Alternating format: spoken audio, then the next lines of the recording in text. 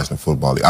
One of the best human beings that I've met. Yes, I say that. Absolutely. Just a great human being. I think that he will help him as much as he can. And I'm sure Coach Belichick will also. You know, when I go back and I think about myself as a former player, probably you too, but you're much younger than me. You know, mental health and was not you know, we didn't talk about it. No. I mean, football players, you know, you man up, you know, you suck it up, put some tape on it, drink some water, and keep rolling. I mean, that's what it was. And guys had mental health issues. Absolutely. And some of it comes with the drugs. I mean, that's part of it. I mean, you know, we would sometimes laugh about, man, you can't get off that stuff, you know, because and you talk to players about that. You know, I'll even say my cousin Dexter Manley, you know, from the Washington Redskins. You know, I will never forget. He came to town and I asked him, and I said, Dexter, I said, why drugs? I mean, what was the issue? And he broke it down to me. He said, Eric, he said, tell me something that you love, that you just love, like you just feel like you can't live without. I say sweets. They said, okay, sweets. He said, imagine not ever having sweets again and you addicted to it. I said, well, it'll be really hard. He said, but another thing is, he said, drugs talk to you. And I thought that was funny. Right. I really did. I really thought it was funny when he said it, but it's not funny because I asked someone else who was a drug addict and they said, that's true. The drugs say, hey, he said, the drugs tell me, I'm out here. You better come and get me. And you know, if I've never did drugs. So I can't understand that. Right. I can't.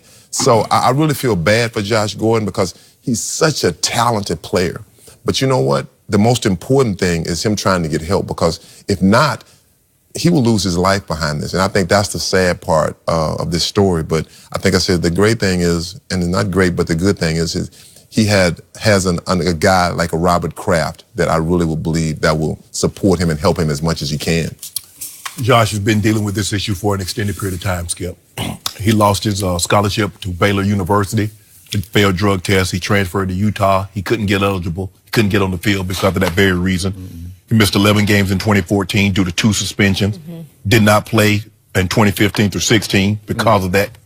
Reinstated, played 5 games in 2017. Missed part of Brown's training camp to deal with these issues. Skip, and you see the reoccurring theme with him and this problem. The thing that Coach Belichick has a very intimate personal relationship, because he was the defensive coordinator when Lawrence Taylor, I believe one of the 2 greatest players to ever play in our league, dealt with these issues. And he was so understanding and worked with LT. I believe, and as you mentioned, Mr. Kraft is as good a human being. And when you say one of the best owners in the NFL, he's one of the greatest owners in all of sports. He's one of the best human beings I've ever been around. He's not a good man, Skip. He's a great man.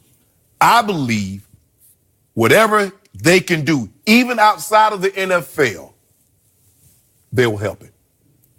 But at the end of the day, and I agree with what Dexter and them tell you, Skip, because you and I, Skip, put it like this. This is what you and I can relate to, Skip. What if somebody told us we couldn't work out anymore? Ever again? I'd be good with it. You would be. That's what they're telling him about this product. You can't touch it again. You and I would, we're going to probably, you know, as long as I'm here, Skip, I'm good. I don't need to work out. I'm on the talking to you and do it. But what happens when I got all... That's a good analogy. When I got all that free time, Skip... What we have, to me, is an addiction, but it's a positive addiction. Right. It can go over the edge. Right, exactly. But it's still positive. Yes. So, as you know, I recently wrote a story about my upbringing, dealing with my mother and father. It's still up on my Facebook page. And we are talking about what I learned to be a disease. Right. So Josh Gordon has a disease that is an addiction to either alcohol or drugs, and I'm pretty sure it's more on the drug side. So my mother finally decided she was happier living without alcohol, to your point. But it took a long time. And it took a hard rehab, and it took Alcoholics Anonymous and going to weekly meetings the rest of her life to stay sober. My father tried twice to go to rehab, and he just wasn't happy without drinking alcohol. So he drank himself to death at age 49. So people shout right now, I'm sure they're shouting at their TVs, how can Josh Gordon give this up? This is the National Football League, and for a while he was on a Hall of Fame arc. Yeah. Am I right? He had that kind of ability. He had that kind of ability. And you say, how can he give it up? Because he can't help it. And he's deciding, just like Dexter, I'm not as happy when I'm not using whatever he's using. And he has hit bottom so many times, and it never took. We saw our Chris Carter. We talked about this earlier. When Buddy Ryan just cut his behind and just said, you're out, pal. Right. He hit bottom psychologically, and he said, oh, my God, I'm going to lose everything. Right. I'm going to lose my paycheck. I'm going to lose the glory of playing in the National Football League. I got to figure this one out. And he did. And to this day, God bless him, I'm knocking on wood for him, he stayed sober, clean and sober. Absolutely. And he's taught a lot of kids and helped a lot of kids how to do just the same. But it's hard. It never gets easier. It doesn't get easier. No. It's always there. It's always the desire to use is still there, but you have to learn how to cope, because you have to learn what makes you happiest. And what made Chris happiest is his career and his family and being in the National Football League Hall of Fame. Right. Because he was facing not ever being in the Hall of Fame again, right? And Skip, man, that's the thing with addiction. Is that you say, well, how can you give it up? It's because you're addicted to something when the consequences, you don't care. We've seen people lose their fortune, they've lost their families. Everything. And then eventually lost their life. They don't care. He's got a second chance, but Skip, there's only so many chances that you get. And he keeps How getting. many has Josh had? Seriously, if you start to really break it down, are we up to 6 or 7? Easy. Right? Easy. More? Because first of all, in order for you to get suspended, you had to fail multiple drug tests before you get the suspension. Because before they take you off the field, they take money from you. So then they take you off the field. But this goes back to Baylor. So how many tests did he fail in Baylor? He goes to Utah and he can't get on the field. He can't even get on the field. Because he can't pass the drug test. But it comes to a point where and I know how, like I said, I've never had that problem. Right. How hard it is. You have to want to do it. It's like anything. You have to want to, like, hey, you know what?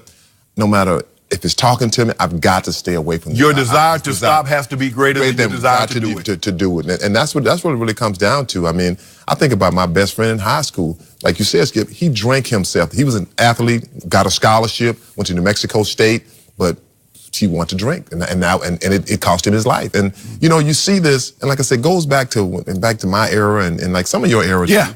It just wasn't talked about. I mean, it really wasn't. I think in the last, like, say 15 or 20 years, they've really kind of put a stamp on, like, we want to try to help the players, really try to help them. And I think it's important because, it's life after football. I always tell players that play football, you're going to be an old man a lot longer, you're going to be a young man, and that's true because, you can. And a football man. And a football, you can only play this football for a certain amount of time and it's over. And that's, it is.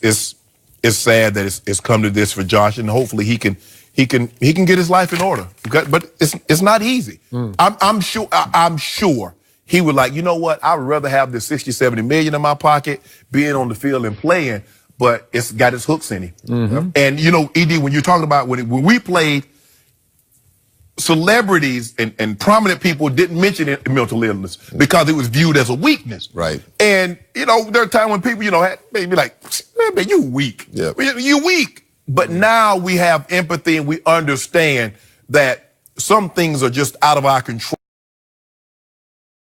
until we can gain control of our lives. I just hope, and I believe he's in the right situation with Mr. Kraft and Bill Belichick. I believe they can get him the help. But at the end of the day. But the bottom line takeaway from this is he was in the best situation he's ever been in. He's and around. It still wasn't enough. His locker is next to Tom Brady, and he's got Bill Belichick and Robert Kraft overseeing every day, and he failed. What does that tell you? But that's the thing, though, Skip, is that and that's what, boy, we get him to the field or we get him to the building, he's fine. Yeah, but that's only 8 hours a day that he's there. What about the other 16 hours? Yep. And that's what Josh is going to have to, his downtime when it's not football, when you're not in meetings, you're not playing, you're not practicing. Yep. Those thoughts. When you're by yourself. Yeah, man, that's what gets you. Yep. It's hard. We all have a story. All of us know someone who's dealt with something, who's struggled with this. And this is a young kid. I mean, yeah, he's what, 27, 28? It seems like he's 30. been around a long time. Yeah. It feels like it, but we hope that he gets the help he needs because I think mental health, we've all learned, isn't a one-time fix. You addicted to not working out. Look, I don't need to work out. Yeah. You know what? No, I need to work out. I've been lazy. I've just been lazy. I can't work out I like gotta that. give it to him. He still looks good for not working out. Yeah, I haven't worked out in 2 months. I'm gonna work out after the first of the year. That's my. Oh, that's what they all I've say. never made one of those guys. I've never made one of those. I'm waiting for the first. You ought to see it when I first got to the league in the early days. I was like, man, look at he. I mean, AMW. I was cut. He was tore up. I looked like He-Man. I'll join You did. Because these two, it's hard to compete with them. Right. Every day. They are so committed. I know these are I'm working. just trying to keep up. And I like Matter to of fact, show her as somebody well. asked me, they say, Skip workout. I say, yeah. He said, can you outrun him? I said, well, I can't run him that long distance stuff. So no. He said, he runs like that. I don't now, think any Shannon, of us on the other are hand, I ain't having gonna say luck. nothing I about ain't gonna let no old man. Okay, whatever. Old man can't beat. Anyway. All right. There we go. Old out of shape man. Away from the show, Eric. Good to have you. Thank you very much. Thank you. Thank you. The Rockets set a three-point shooting record last night. Well, Will their style work in the playoffs? We'll see. NBA champ Matt Barnes, he's here to discuss next.